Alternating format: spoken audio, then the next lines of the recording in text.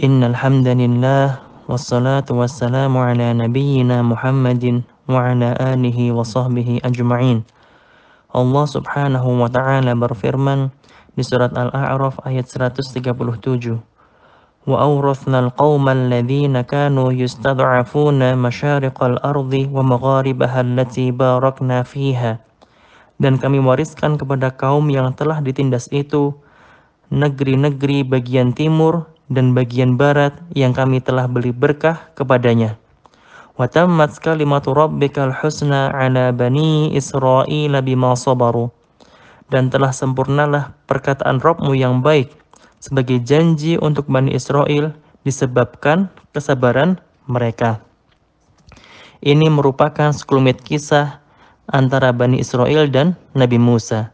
Jadi ceritanya pada saat itu Bani Israel ditindas selama ratusan tahun oleh Firaun dan Bani Israel tidak bisa melakukan apa-apa.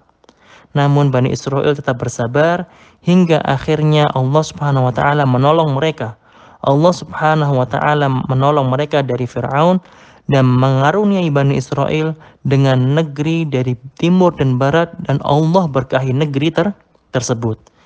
Dari ayat ini bisa kita ambil pelajaran bahwa ketika kita memiliki masalah, baik itu masalah kehidupan sehari-hari, masalah di keluarga, di pekerjaan, di masyarakat, atau masalah yang lainnya, maka ketika kita sudah berikhtiar halal secara maksimal, namun ternyata hasilnya belum sesuai dengan apa yang kita inginkan, maka pada saat itulah saatnya kita bersabar. Itulah titik di mana Allah Subhanahu wa taala mengharuskan kita untuk bersabar. Allah Subhanahu wa taala juga berfirman, "Wasta'inu bis-sabri was-shalah." Maka minta tolonglah engkau kepada Allah dengan sabar dan salat. Salat bisa kita maknai ibadah salat pada umumnya, atau bila kita tinjau dari sisi bahasa, salat artinya adalah berdoa. Nah, di sini kita bisa pahami juga jangan sampai kita mengambil ikhtiar haram. Karena ikhtiar haram meskipun sedikit akan mengundang masalah itu, menjadikan masalah itu menjadi semakin besar. Kita bisa lihat baik dari sejarah atau kehidupan kita sehari-hari. Sebagai contoh, ada seseorang ingin memiliki rumah, namun ternyata dananya masih belum cukup. Nah, ini adalah masalah bagi dia.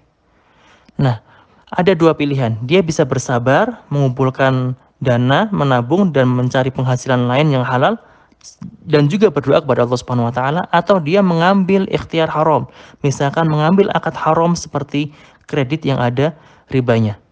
Ketika dia bersabar, maka Allah Subhanahu wa taala akan memberi bantuan kepadanya, akan menyelesaikan urusannya. Namun kalau dia mengambil cara haram, misalkan mengambil kredit yang haram, maka biasanya Allah Subhanahu wa taala akan semakin merunyamkan masalahnya.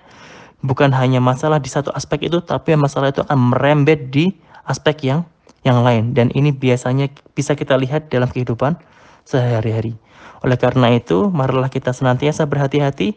Dan kalau kita menemukan pola seperti ini, di mana kita sudah berikhtiar, tapi ternyata hasilnya belum maksimal atau belum sesuai dengan kita harapkan, maka itu adalah titik di mana Allah Subhanahu wa taala menginginkan kita untuk senantiasa bersabar dan terus berdoa kepadanya.